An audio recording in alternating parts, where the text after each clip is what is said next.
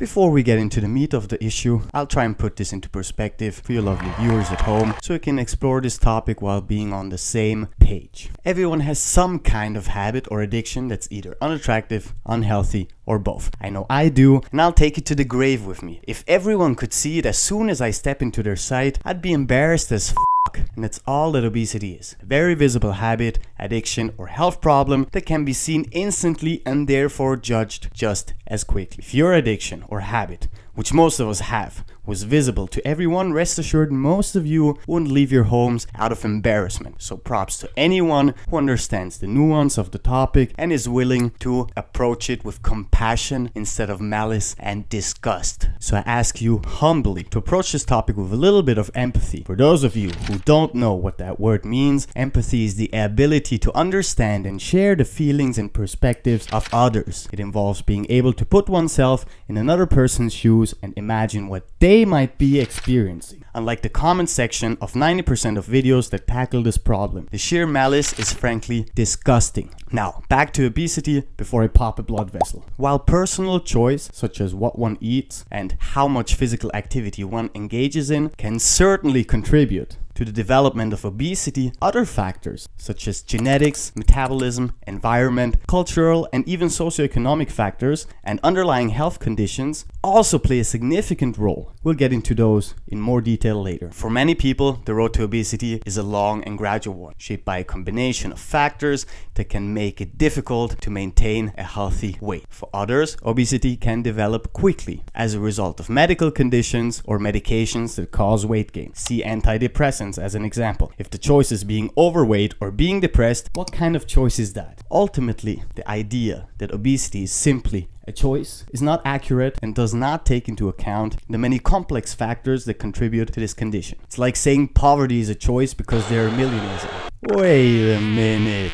So rather than blaming individuals for their weight, it is important to approach the issue with empathy and support people in their efforts to maintain a healthy weight and lead a healthy lifestyle. So what are the main factors that lead to obesity? Several factors are involved, including and starting with the most obvious, and it's not diet. Number one, genetics. Genetics can play a huge role in determining an individual's likelihood of developing obesity. One study published in the International Journal of Obesity called The Genetics of Obesity back in 2008 found that genetic factors account for 40 to 70% of the variation in body mass index, aka BMI, amongst individuals. Number two would be metabolism. The rate at which an individual's body burns calories can be influenced by genetics and can also be affected by factors such as age, sex, and muscle mass. For instance, I burn roughly 3,000 to 4,000 calories on an average workday. My metabolism runs so high that if I don't keep this in mind, I end up emaciated within a week, which is just as unhealthy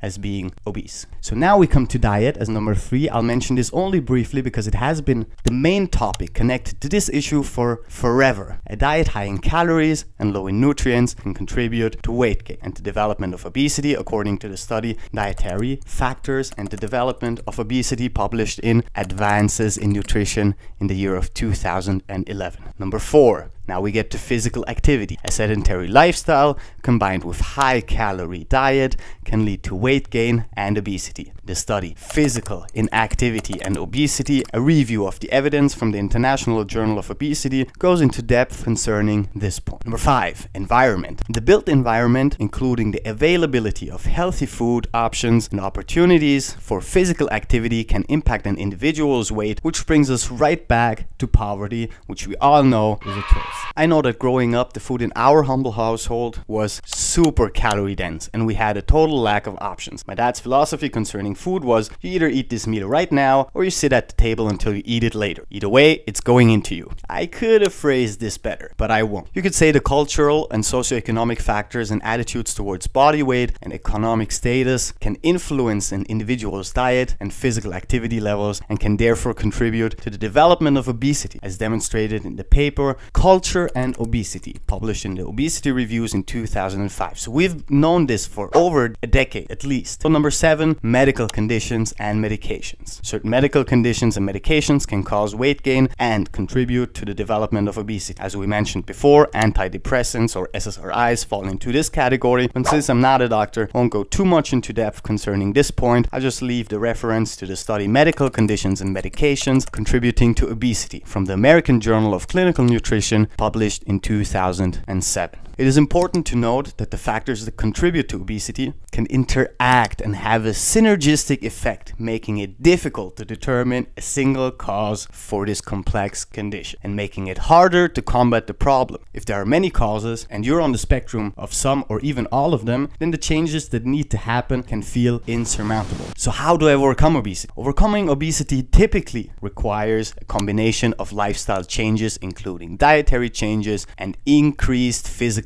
activity, and can take anywhere from months to multiple years. It can also feel like you'll never get there, and while I don't want to disencourage you, I want you to put into perspective that you need to take this step by step, and these steps are baby steps. So here are some of the baby steps you can take to help overcome obesity, starting with the most obvious. Consult a healthcare professional. Before making any changes to your diet or physical activity level, it is important to consult with a healthcare professional who can help determine the best approach for you, based on your individual needs and circumstances, because there is no one solution fits all for this problem. Number 2, eat a healthy diet. Focus on consuming a balanced diet that is low in calories, high in nutrients, and rich in fruits, vegetables, and whole grains, and lean proteins. Avoid sugary drinks, highly processed foods, and foods high in saturated fats. We've already covered this. Number 3, increase physical activity, but for the love of God, do it gradually and take your time, and to engage in moderate intensity physical activity, such as brisk walking for at least 30 minutes a day, 5 days a week. You can also engage in other forms of physical activity, such as cycling, swimming, or yoga to meet your daily physical activity goals. They put way less stress on your joints and tendons as running would do. Do not run. I can't stress this enough. TV shows like Biggest Loser have convinced some people that running is a good activity for overweight people, and that goes to show that the biggest loser on these shows are the trainers who sold out for money and have a special place in hell reserved for them. Number 4, avoid sedentary behavior. Limit your time spent sitting, watching television, or using electronic devices. This one is pretty self-explanatory. Maybe try and stand up whenever you're browsing your phone or watching Netflix just for a little bit to get a habit going. When I was new to yoga, I was struggling with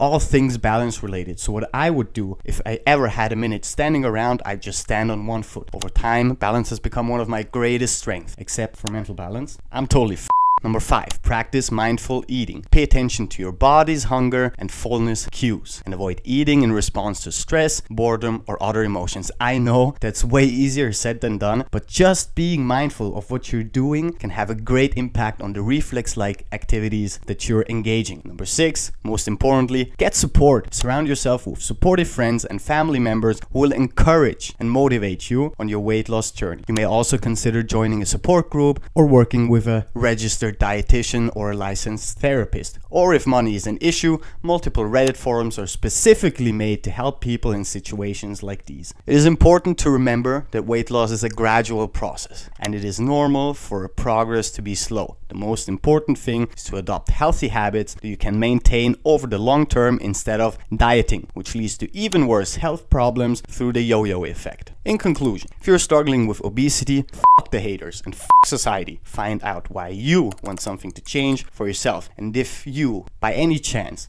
are out there happy where you are, truly happy, then no change is necessary. Thank you all for tuning in. Consider subscribing and liking the video. It helps me a ton. Leave a comment if you have something to add or object to, and I'll get back to you as soon as possible. Much love, Captain Cairo. Peace out.